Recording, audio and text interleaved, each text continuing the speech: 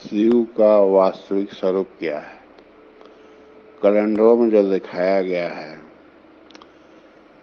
कि शिव बाघ छाल पहने हैं और बाघ छाल पर बैठे भी हैं। उनके मस्तक जटा से गंगा गिर रही है।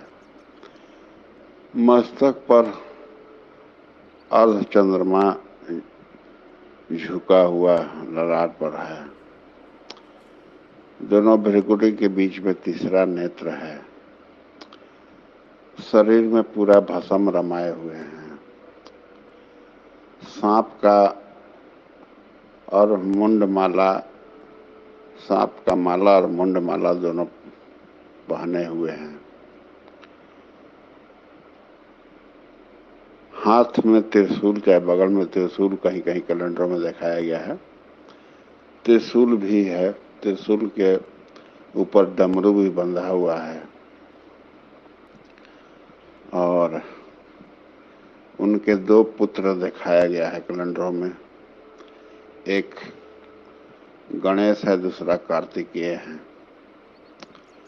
और उनका पत्नी है पार्वती। और नंदी बैल को भी दिखाया गया है और कमंडल भी है, उसमें पानी भी है। इतना सब कैलेंडरों में जो शिव को दिखाया गया है, देखने में लगता है कि ये कोई बहरूपिया है। तो क्या शिव कोई बहरूपिया है? नहीं, ये शिव स्वरूप सदगुरु परमात्मा का विभूतियों का चित्रण है।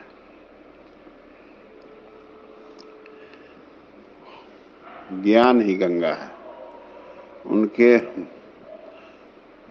मस्तिष्क से 24 आवर ज्ञान बहता रहता है, मिलता रहता है, प्रवाहित होता रहता है। जागते पर वाणी से बताते हैं।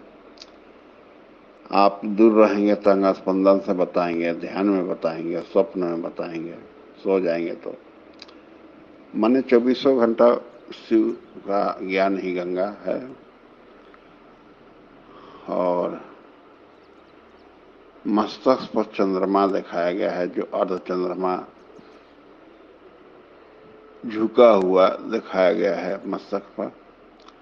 तो मन शशि चित महान, मन ही चंद्रमा है जो प्रकृति माया की तरफ झुका हुआ है। सबका मन, उस आयुक्त मन को परमात्मा की तरफ लगाने की क्षमता अगर है तो शिव स्वरूप सदगुरु में होता है।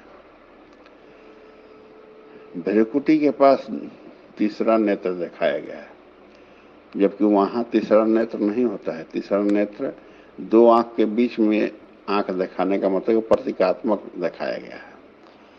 सबका दिव्य दृष्टि हृदय में होता है। श्री गुरु पद नख मणि गण ज्योति सुमिरत दिव्य दृष्टि ही होती, हृदय में होता है। आत्मिक जागृति का ही दूसरा नाम दिव्य दृष्टि है। उससे उन्नत दृष्टि एक होता है ईश्वर दृष्टि।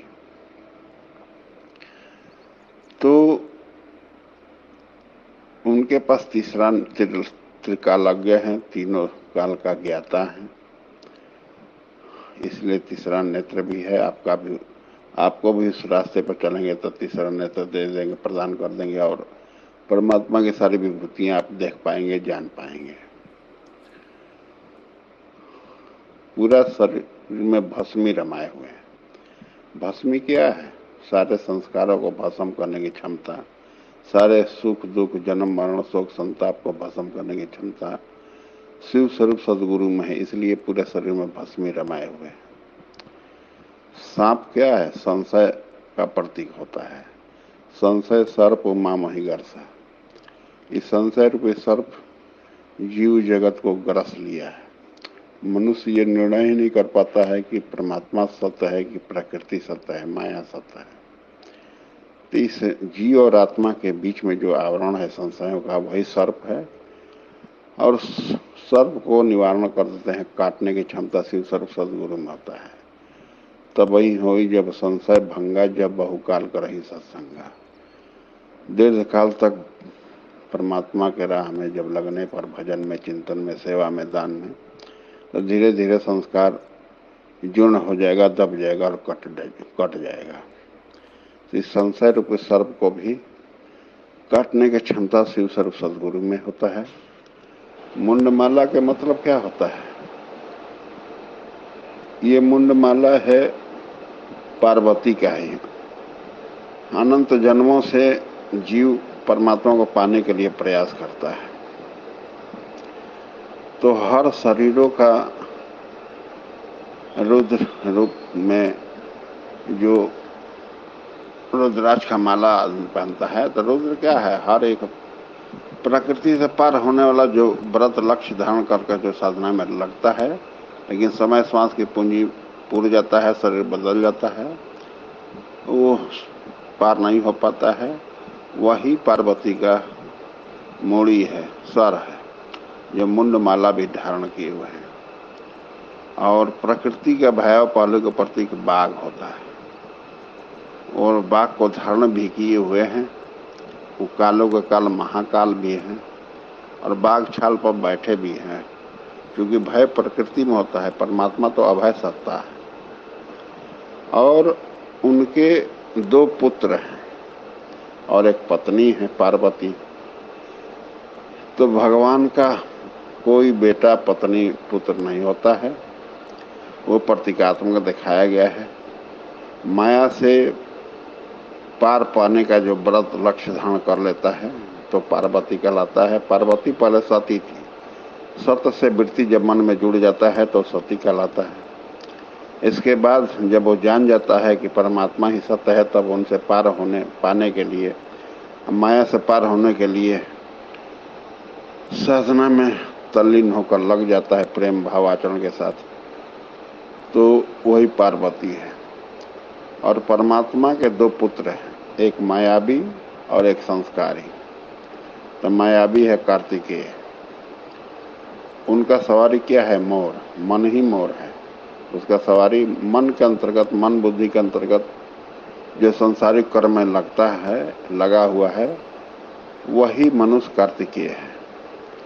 और विश्व विद्वत समूह में और विश्व गण समूह में जो ईश्वरीय भाव में स्थिति जो प्राप्त कर लेता है, वो गणेश है।